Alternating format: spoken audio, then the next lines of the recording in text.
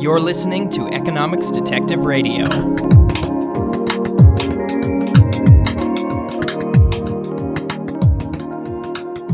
Hello, you're listening to Economics Detective Radio. I'm Garrett Peterson. I'm here with my guest, Scott Beyer of the Market Urbanism Report. Scott, welcome to Economics Detective Radio. Thanks for having me. So you run the Market Urbanism Report, as I mentioned. Do you want to just start by giving a little background on yourself and on that, for listeners who maybe haven't heard of market urbanism? Yes, so I'm a journalist by trade. I write columns for Forbes and Governing Magazine, in the Independent Institute, and several other magazines. And I, at this point, have a side job where I launched a blog called Market Urbanism Report, and it is designed to advocate for free market policy in cities. And at this point, I would describe it as a small think tank. I just hired my first fellow, and we'll be having a second fellow join our ranks as well. And we're looking for institutional funding and support to be able to turn it into a bigger operation, with the ultimate goal of making market urbanism more of a mainstream concept in the United States and really the worldwide dialogue.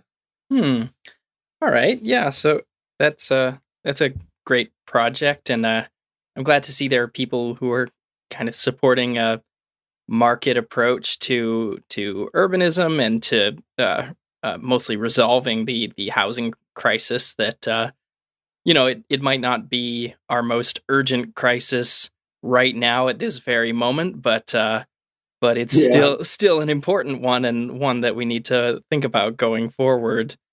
Do you want to just sort of give the rundown on what's the difference between the market urbanist approach to housing issues versus maybe the status quo? Sure. Well, I think it would be best to describe simply what market urbanism is. Mm-hmm. So, market urbanism, the tagline is the cross between free market policy and urban issues. And on one hand, I view market urbanism as a theory, in the sense that it's in a philosophy, in the sense that it's asking, really, how would cities function if they were not run by the government, but were instead run by private enterprise and the free market? So how would they be planned or unplanned, really? How would private enterprise and millions of different economic actors all working together based on mutual benefit, how would cities unfold and really develop in that paradigm? And so that's kind of an abstract question, because it's not going to actually, that model isn't going to be pursued in any large country that I know of. But I think beyond market urbanism as a theory, market urbanism is a set of market-based reforms that can actually be used in our existing political context. And so it's not absolute libertarianism, but it's something that's pushing in that direction.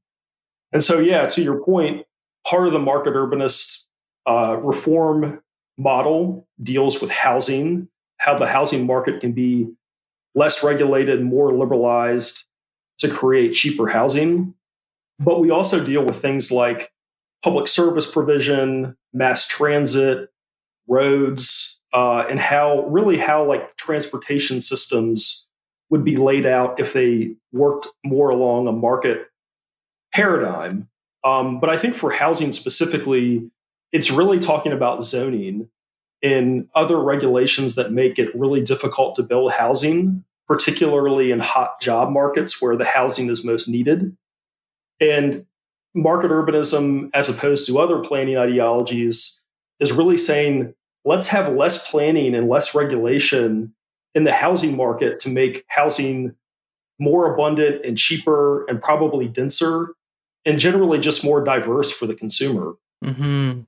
Yeah, I mean, I kind of, I think I'm on record as being supportive of sort of a bigger role for markets and a less strict regulations and zoning and restrictions on who can build homes and where and how many. in particular, because we simply, as you said, we don't have enough, especially in hot job markets. Just thinking about, the population, if it's growing at 2% a year, we need at least 2% growth in the number of homes. But then if we're also urbanizing, if people are, if our farms are getting more efficient and they don't need as many people working on them and people are moving to the city, then cities need to be building housing at more than 2% a year. And every year that, we fall behind that is another year when housing gets more and more expensive as more people try to buy it and can't because we're not building enough. Yeah. Yeah. And I think that what you're talking about really is, even just putting aside the fact that our current housing percentage growth rate does not match the population growth rate, it's also been that way for decades, at least in many American cities. There's probably, if you were to look at a place like New York City, there is a multi-decade backlog of housing that needs to get built, because really the city began to revitalize in the early 90s and sort of refill and grow its population back. But the regulations and the zoning didn't keep up. And that continues to this day. You have something like for every 4 new jobs that are created in Metro New York City, there is only one housing unit added. And when you think about, if that's been the case for 25, 30 years, then you've got a serious shortage. Mm-hmm. Yeah. And yeah, it's not just enough to bring the growth rate back up to be in line, 1 new home per new job. You need to make up for all that, all the new homes you should have been building for 30 years, which of course, at this point, It might be that even if anyone could build any house they want, and build a high rise, wherever they can, even if all restrictions were removed, it would take a long time to catch up because we're just so incredibly far behind in certain cities. And I mean, people know the ones with really, really expensive housing. Right. So you recently wrote an article called "Why Do Luxury Condos Stay Empty?" I think this is a big sort of point of confusion in the whole housing debate. For people who don't spend a lot of time on social media arguing about housing, there's sort of this weird dynamic where everybody's concerned about housing being too expensive. And then, someone like you or me comes and says, well, let's build more. And then people come back and say, oh, that won't work because, 1, they'll only build luxury housing for the rich. And 2, those luxury homes will just sit empty anyway. So you could build 1,000 homes. Yes. They'd just be empty. So what's the point? So do you want to sort of say what your argument there was in why do luxury condos stay empty? Yeah. So I think the argument, which I covered in the article, is multifaceted. So for starters, when you're talking about housing in general, and not just luxury housing, but any type of housing, there will be a certain level of housing units in a given market that just stay empty. Because for the same reason that if you walk in a shoe store, you'll see shoes sitting on a shelf that are unsold. And so that's basically, there's a basic inventory turnover process that takes place in any industry where you have upfront inventory that is on sale at the moment and it's still waiting to get bought. And the housing market is no different. So in any given market, there should be a vacancy rate. There should be a certain level of vacancy that exists across the entire metro. In a healthy market, it's usually about 7%. So that's pretty high when you think about it, because if a large metro has hundreds of thousands of units just around the metro and 7% of them are vacant at any one given time in a healthy situation, that means you're talking tens of thousands of units that will be empty. So it's kind of like when somebody points to an individual unit that happens to be empty and tries to use this as an argument that there's not really a housing shortage. It's not a particularly smart argument, because the reality is there's just going to be some units that are empty due to the standard inventory turnover process that exists for housing. Mm-hmm. I think in the case of luxury housing, it's even the vacancy is going to be even more of a factor because basically when developers build luxury units, they intentionally upcharge the units because what they're waiting for in a lot of cases is that really high end buyer to bite. And, in a lot of cases, those buyers are from other countries or they're part of the uber wealthy markets that exist in maybe the United States or that specific city. And so they really upcharge the cost up front and they're willing to pay the carrying costs of keeping the unit vacant potentially for years and years to try to get that really high end buyer down the line. So yeah, that's why luxury units specifically stay empty for a long time. I think the new condos that have been built in New York City, 25% of them still are unsold since 2013. So it's like this is a process that can go on for years and years and years, but ultimately the developer isn't really selling it at a loss. And I think more to the point, those empty units are not a sign that there's any sort of housing glut in the wider market. Yeah. The idea that if they're empty homes, then clearly we have too many overall, right? But of course, in a dynamic system with turnover, with people waiting, buyers, sellers waiting to find the right buyer, things don't match instantaneously. Right. It's reasonable and expected to have some things vacant. And as you point out, the luxury market is maybe a different kind of market than the middle class housing, right? It's a much thinner market, not as many buyers and not as many sellers, and it can potentially just take longer to find, that person who wants to buy your very expensive New York penthouse. Right. Yeah, and and of course, I guess another point is just that, like, while, an empty apartment is, an unused resource in the same way a shoe at the shoe store is, if you simply don't build the building at all, that empty space is also an unused resource, right? So we shouldn't just focus on the things that get built but not lived in, but also the things that just don't get built, period. Yeah, and I think really if we were to parse this a great deal, we'd find that there's quite a lot of illogic in people who complain about this at all, just because the issue is very nuanced. Mm-hmm. So on one hand, it's like if you build an entire building that's completely empty, it's not like it's worsening the housing shortage. To your point, it would either be an empty lot or it would be an empty building. And at least with an empty building, it's going to be assessed at a higher rate. So it's going to generate more tax revenue. I mean, we actually have that situation in my hometown of Charlottesville, Virginia, where we have had a large hotel shell, a large shell of a building that was supposed to be a hotel. And it's been sitting empty. It was built during the recession and the market crashed. And so it was stopped mid-construction. And so it's just been sitting there empty on our downtown mall for over a decade now. But the thing about it is that it's still generating something like six-figure tax revenues per year.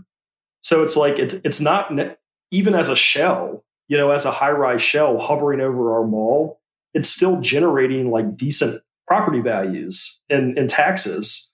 So it's sort of like there's that. But then also, I think in a lot of cases when any condo project is getting built, there has to be a certain level of occupancy for it to be able to get financing.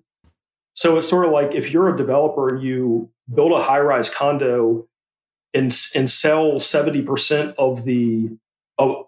you sell 70% of the units up front and 30% are still left empty, it's still like 70% of the units are still occupied. And so that's still more housing.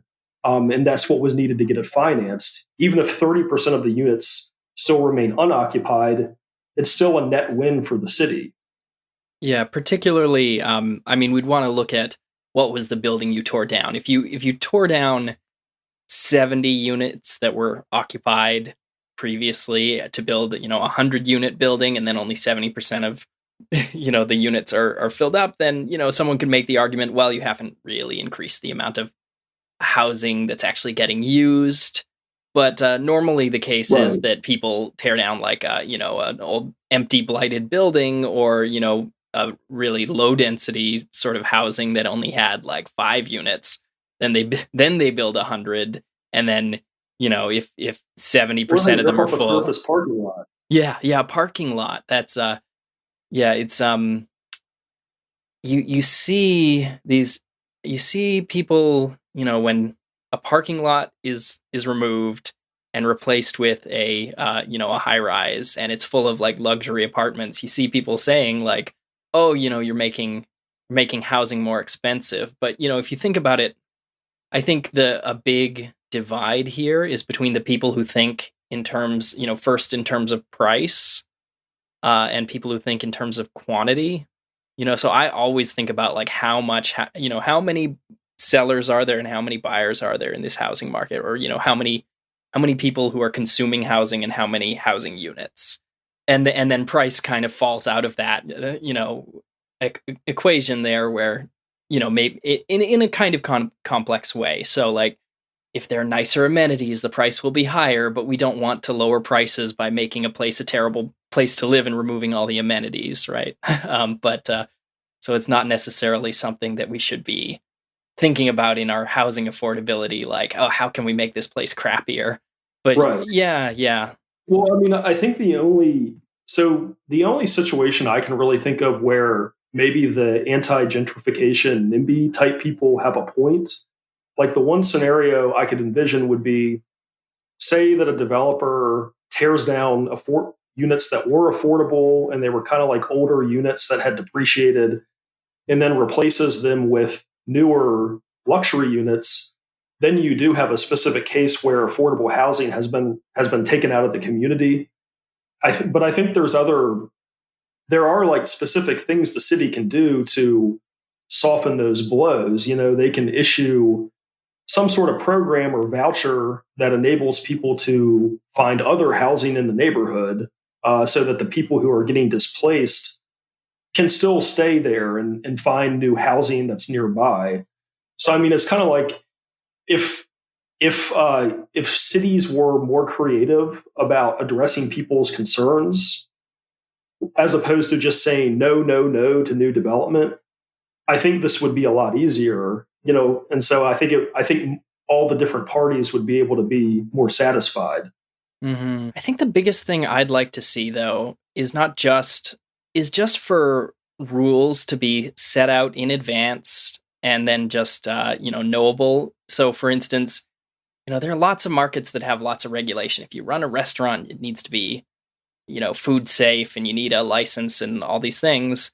But you don't need to get community input for every pizza you sell, right? Whereas if Right. you're a housing developer, you're going to be, every single building you build is a big fight. Is meetings at city hall, or Right. and community engagement, and trying to get everyone on board.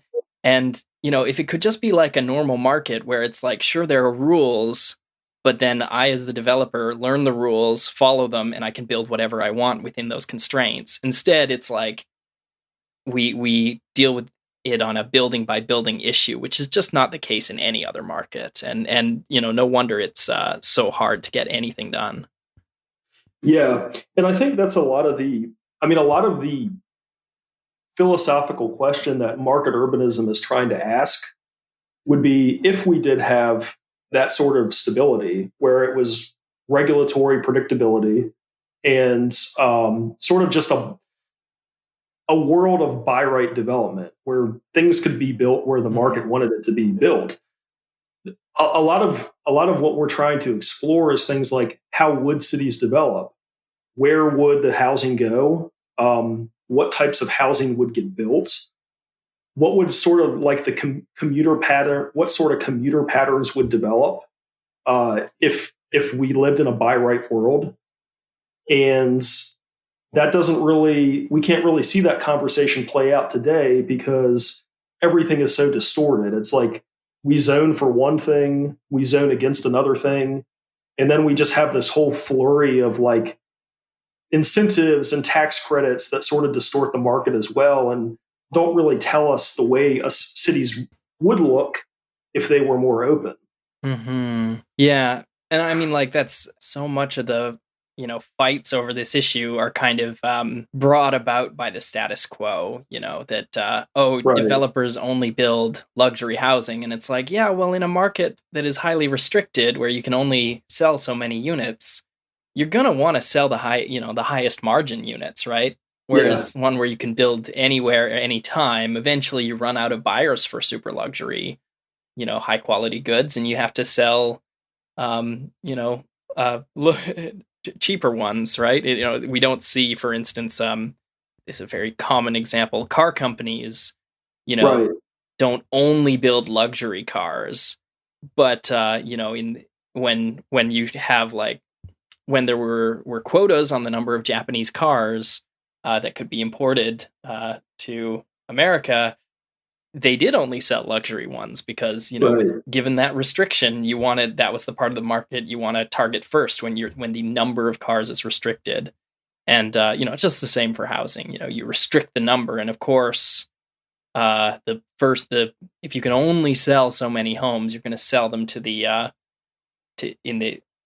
rich people, right? But it doesn't follow then that if we just let the market do whatever it wanted, that it would only sell things to rich people. That's clearly not the case in many other examples in other markets. Well, yeah, I'll have to look at that example you used of Japanese cars getting somewhat, I guess, regulated or some sort of moratorium and how that affected the larger car market. I'd be interested in looking into that just because, yeah. Like you, I frequently use the car market as an example of how the housing market could work if it were liberalized. To your point, like there's a lot of, so for one thing, like new cars in general are more expensive than old cars, no matter the model, just because people pay for novelty, just like they do in housing or anything else. But cars of any model tend to depreciate in price with time, and that's why when you go to a used car lot, you're going to find cheaper cars. But also, like even in the new car space, there's a lot of variation. Like Mercedes obviously sell for a lot more than a Ford Focus, but at the same time, I mean, like even people of relatively modest means can still find a new car if they're willing to go at a lower model. Yeah, and I mean, so like there's a big focus on making sure housing developers build affordable housing, Right.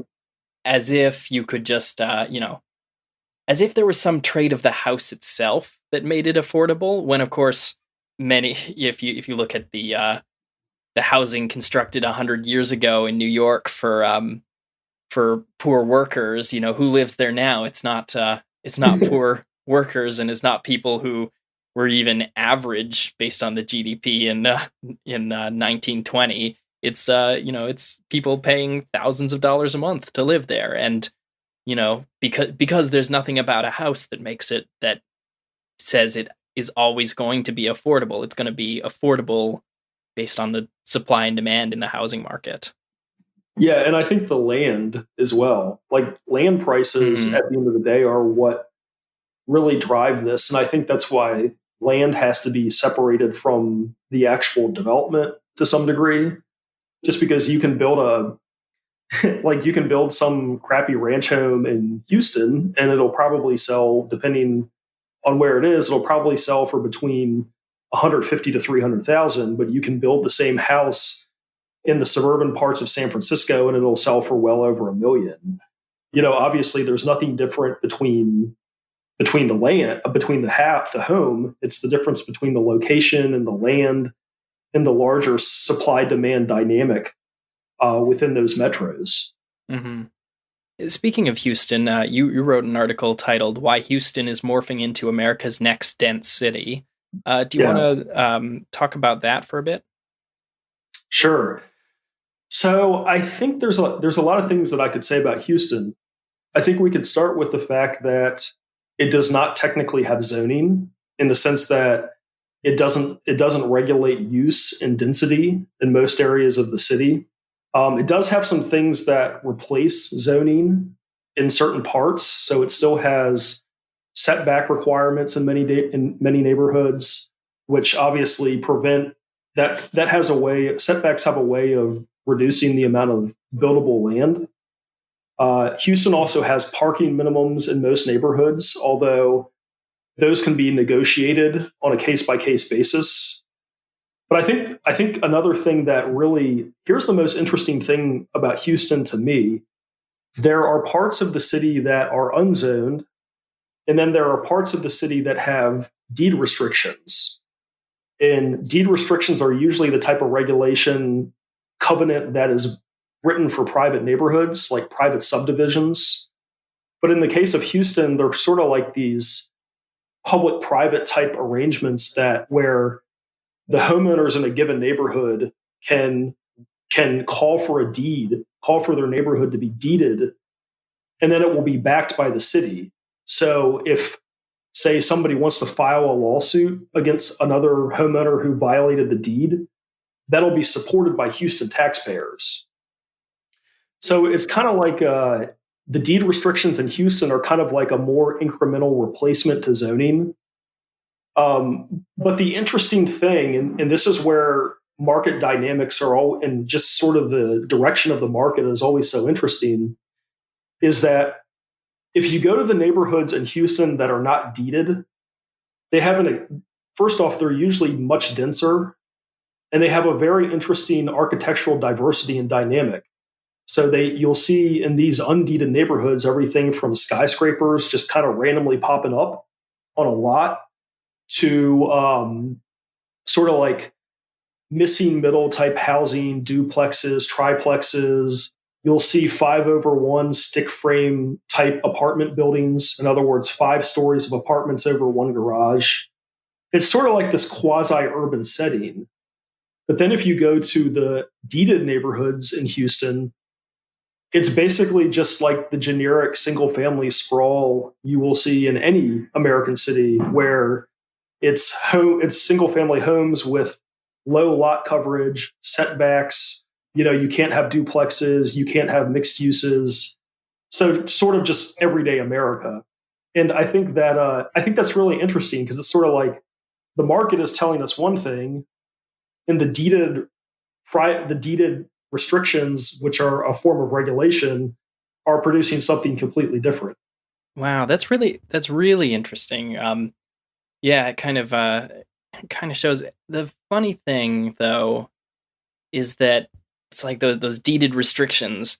They're the things that the neighbors want, right? So it's like, on the one hand, in the undeeded places, it's sort of giving people what they want on their own property, and then in the deeded places, as with zoning, it's giving people what they want for their neighbor's property. Yes. And just, it's sort of the classic, if you can if you have the power to stop your neighbors from doing things that impose costs on you, however small, you're going to get potentially underuse of resources, or in this case, underuse of land. Yeah, I would definitely want the needle pushed more in the direction of people doing what they want with their own property.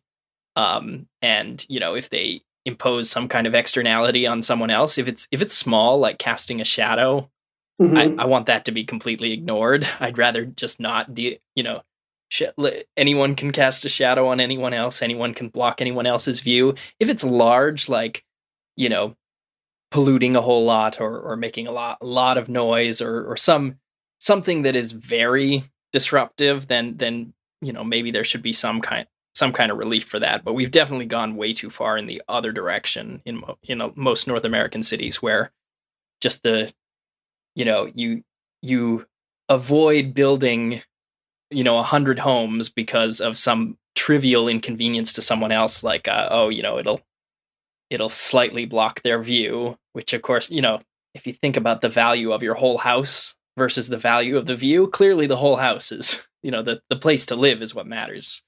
Well, I think something interesting about the deeds in Houston. So, for one thing, most of them were written decades ago, and the people who are moving into that area now, into a deeded neighborhood, obviously didn't write them. But I think the other interesting trade off that they are accepting is they're effectively saying that we will underutilize the value of our own property, because, in other words, the deed prevents them from really developing it, in exchange for the ability to undervalue the use of everyone else's property. And so it's kind of like what they really want is just stability in the neighborhoods and for the neighborhoods not to change. So I can kind of understand that. And I think that's why whenever you have fully private subdivisions, I'm totally fine with those writing deeds, just because some people they will pay premiums and take certain sacrifices if it means they get to live in an unchanging neighborhood. But I happen to think that a deed or zoning should not be applied to cities at large if they're going to be regulating all those different types of things. I mean, if they're just separating industry from residencies, like separating the noxious uses, that's one thing. But I think that the way that zoning has metastasized to regulate all these different things, it's just like way out of control. Yeah. Yeah. And just going back to, what we talked about right at the start, the population is growing, more people want to live in cities. Sure, it's fine for some people to maybe pay a premium to live in a neighborhood that never ever changes, that, they move into a quiet, low density neighborhood, and then, 50 years later, when they're old and decrepit, they're still in the same, quiet, low density neighborhood. Right. That's fine for some people to do, but if we all do it, then where are all the extra people gonna live? And Yeah. that's where this crisis is, that we kind of tried to, something that really is a luxury that maybe, that people who really care about that can maybe have, especially if they're willing to also live maybe farther away from major urban centers. That's fine. You can live in low density forever, but some neighborhoods have to change. Well, I think where the distinction really works out for me is not necessarily low density versus high density. It's the distinction between public and private. So because there's all kinds of, in the United States, there's all kinds of private neighborhoods. Like, for example, a country club, which generally, in the United States, they generally focus on the urban peripheries, kind of out in sprawl. Country clubs are usually private neighborhoods. They build their own infrastructure. They have their own management system. They are not incorporated cities. They don't get federal tax breaks. And you have to buy membership into that club in order to live there and benefit from its services. So if you've got a fully private situation like that, I'm totally fine with you writing however restrictive deeds you want to write. But to me, having a city cities are not the same thing as country clubs. A city neighborhood is not the same thing as a private HOA.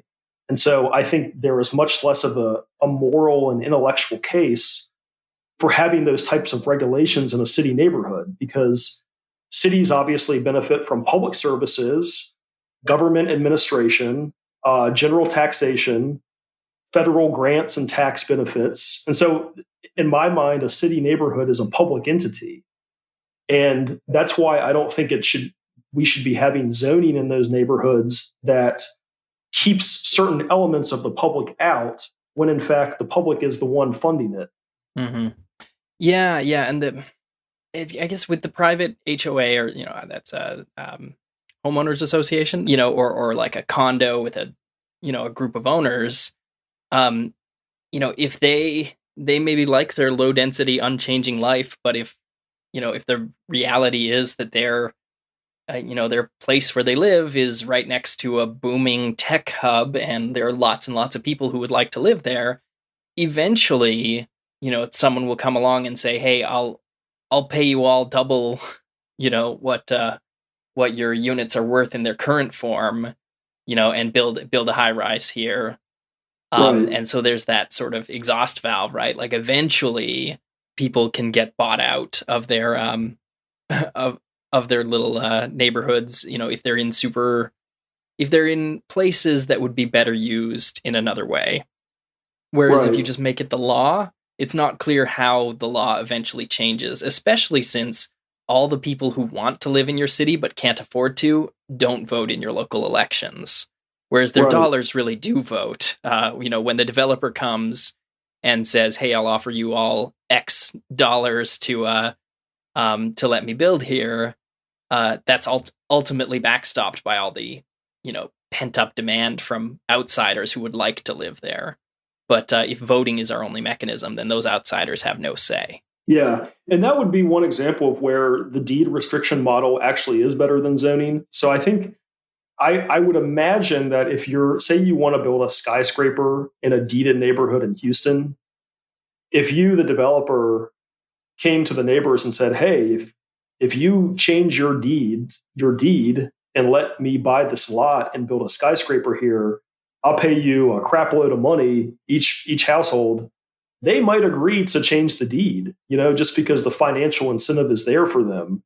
Whereas, like you say, in a city where that is controlled by zoning, it becomes way more complicated because suddenly, like, the people who are controlling the zoning can't get paid per se, and they don't really have a financial incentive to change the zoning.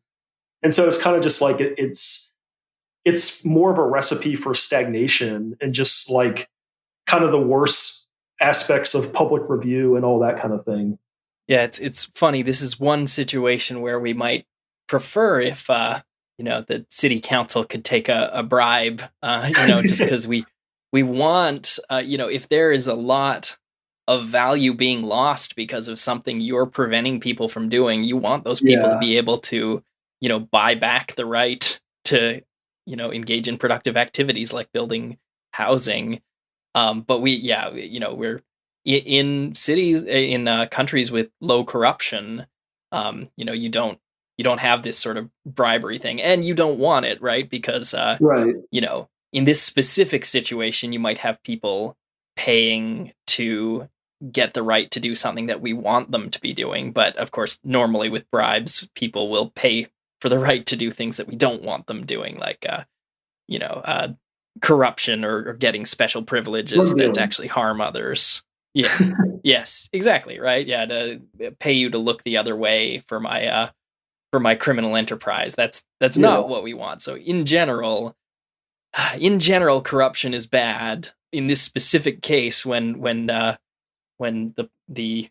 public or the government is holding back things that we really really need people to be doing, then it puts us in this weird situation where we just wish someone had the right, that the person with the right to say no to building could be bought out, with sufficient money so that we can build. Well, Edward Glaser, the great economist based here in the U.S., Harvard University, has proposed something like that. He basically said, if you say you're a developer in New York City who wants to build a high rise in the Upper East Side, and your high rise is going to cast huge shadows over a certain element of the neighborhood, that maybe there should be some sort of program where the developer effectively pays for those impacts to the people who are affected. And I got to say, it's hard to stomach the idea of people in the Upper East Side who are already quite wealthy and who are under this proposal, they would effectively be getting bribed and get free money just because they wanted to come out and block something. And this is kind of like the equivalent of hush money, to basically just say, "Here's your money, stop complaining and allow the building to get built." But he does have a point in the sense that it probably would produce better outcomes as far as getting more development built in the areas that really need it. Yeah, and I mean the big part of that is just like setting up a known system by which you can get things built, and so rather than you propose a building and then the community shows up to city council meeting and says the famous NIMBY line, "Oh, that building will cast shadows on my zucchini garden." Yeah.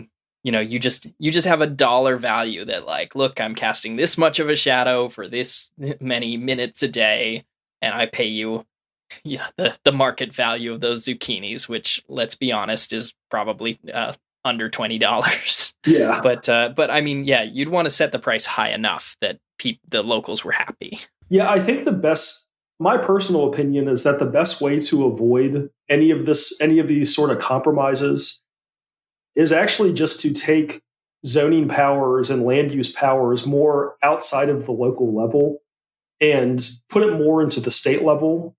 And I know that sentiment has really become a bipartisan call in the United States from housing advocates. I mean, even a lot of libertarians want that to happen, because what it basically says is that there are certain innate rights that people who own property ought to be able to have, but then they should also not have the innate right to control other people's property.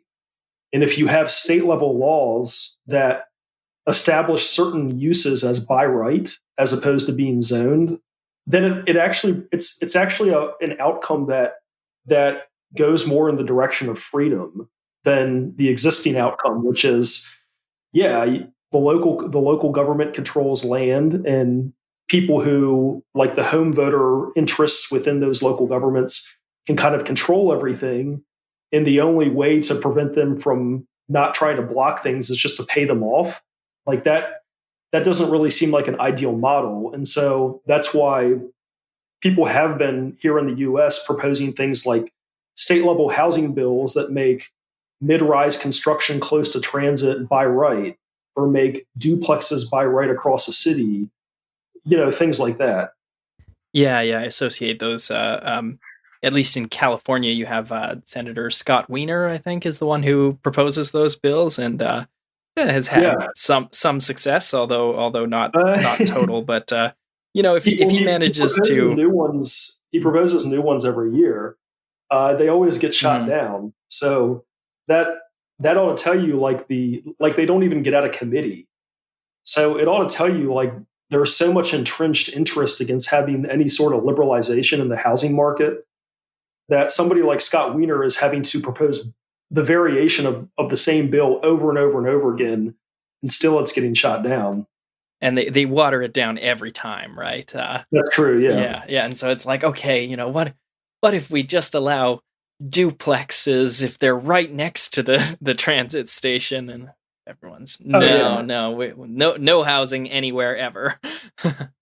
Oh yeah, well I've joked before that, I mean, this bill will probably finally get passed by 2030, and it will be so watered down as to not even be recognizable. Like you say, it'll exempt half the state, and it will probably allow duplexes next to a bus line, and that's about it. I mean, I hope that's not correct, but it seems like that's the direction, in the sense that it started as a fairly extreme bill, relatively, and it has had to have all these different carve outs and exemptions over the years, and still it's not getting passed. Yeah, and let's go into a little bit of detail, like why is it by right high density construction near mass transit stops specifically? That's to deal with the traffic issues, correct? If you put a skyscraper in a place that is not served by transit, then everyone who lives there has to drive. Whereas if you put it next to a high density, or high, a train stop, then they can take the train. So you don't have you kind of you use the transit infrastructure you have in an efficient way. You pollute much less, although we should say that in general high rises pollute less than the same number of single family homes. Do you want to add to that? Sure. Well, yeah, and I think that's a decent point. So I think when you look at who was resisting the California, in the most recent California housing bill from Scott Wiener, the metros that overwhelmingly resisted it from the delegate level were based in Los Angeles and Southern California. And so I think what's going on there is Los Angeles already has crazy traffic. It's already relatively dense, but it's sort of like a sprawling form of density. And I think to your point, what the skeptics say would be that if you have an incremental level of density that's being added all across Los Angeles, but you don't have significant increases in transport capacity, and it's still like the built pattern is still basically the same, it's just double the density, then it means that the traffic is going to get even worse. And so I sympathize with that argument. I think that's actually a reasonable argument. I do think there are talking points, though, that can counter that argument. And a lot of that is based on what I think about all the time with market urbanism, which would be if we had more market-oriented approaches to how to deal with these traffic problems, I think density would become a lot easier for everybody, and I think it would become a lot more justifiable. So there's a number of market-based reforms we could do. One of them would be to exact tolls on roads. And what that does is that it creates tolls do a number of things, especially if it's dynamic price tolling that where the price fluctuates throughout the day based on demand. Then what you get is the demand starts to disperse across the day. Like if it's really expensive to drive at 8 o'clock in the morning, then less people will drive and cram the roads. Some might choose to take their trip at 9 o'clock in the morning when the price is cheaper. Some people who have less money might choose to take the trip at 3 p.m. when the price is lower than the other two times. And so it has a way of dispersing demand. I think another thing that road tolls accomplish is they create a revenue stream, which can then be used to increase road capacity. So there's a number of improvements that could be added to Los Angeles's existing freeway network that would speed up the traffic flow in sort of like without having to do really catastrophic things to the surrounding neighborhood. You could still increase the capacity of the road without having to widen it or anything. And so that money could be used in that way that is generated from the tolls. Another thing that I think would happen under a market urbanism paradigm is rather than having solely public transit, which I think has been largely been a failure in the United States and often does not move people very well, you would have a number of nascent like bus startups or rideshare startups that would really like leverage the whole idea of carpooling and would be far more efficient at getting people around. And I think those types of industries would really scale under a paradigm where you have road tolls, because it would enable people to split the cost of using the road. And so I think if Los Angeles's road network were to be tolled at this point, I think you'd see this huge, in the bus industry were deregulated. I think you'd see this huge rise of like micro buses all across the city that would get people around much more efficiently and in a way that causes a lot less congestion than now. Mm-hmm. Yeah. You with congestion pricing, ideally, what you're talking about tolls. Ideally, you pay in proportion to how much you contribute to congestion. So if you're out driving at midnight when no one else is on the road, you should pay close to zero. If you're driving at rush hour, then you should pay, a significant amount. And if you're driving with one person in your car versus 12, you should pay the same amount either way, not 12 times as much, but because right. By getting 12 people into one vehicle instead of into 12 different vehicles, you're actually reducing congestion, and that incentive is there when you have that kind of pricing, whereas currently people don't really pay the cost of their contribution to congestion. That's maybe also, I mean, it's I've heard that it is very politically, it's kind of a third rail to suggest pricing people based on how much they drive and when they drive. It can be politically difficult, so maybe a second best option is to subsidize modes of transport that contribute less to congestion, but which is basically trains and buses. But yeah, perhaps the ideal is congestion pricing. Yeah, I don't want to be confused into saying that I'm not against public transit. And in fact, Mhm. I think a lot of the problems that you do see in places like LA are that they have built a decent public transit imprint. Like they have a fairly sizable light rail system that goes throughout the the whole entire metro, all of LA County, but they don't allow any density around it. And so it's kind of like this wasted expenditure because what's the point of running the relatively expensive infrastructure that is light rail through a bunch of low density neighborhoods? So again, it's kind of like I think the people who are against the state level housing bills, they do have a point that adding more housing could increase congestion, but there's an awful lot of caveats that go into that. I mean, you might reasonably respond with, well, why don't you toll the roads? Why don't you allow housing around the transit that has already been built? Why don't you allow housing close to job centers so that people don't have to take as long a commutes? It's sort of like there's a lot of answers that could be applied to the problem of congestion in Los Angeles, and I think they should be applied. Mm-hmm. Yeah, so we're running up on time here. Do you have any sort of closing thoughts for people who have listened to this whole conversation? And by the way, feel free to plug your own podcast as well. Yeah. So my podcast is called Market Urbanism Podcast, and you can learn about my work really at marketurbanismreport.com. And there are also Market Urbanism Report has a number of social media threads on Twitter and Facebook and Instagram.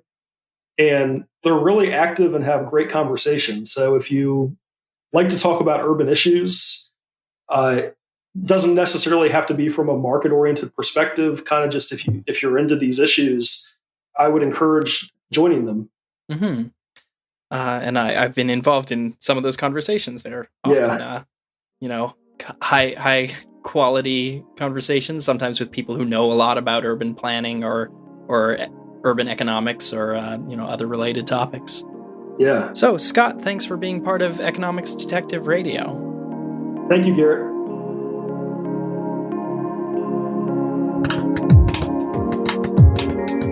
I hope you enjoyed that episode of Economics Detective Radio.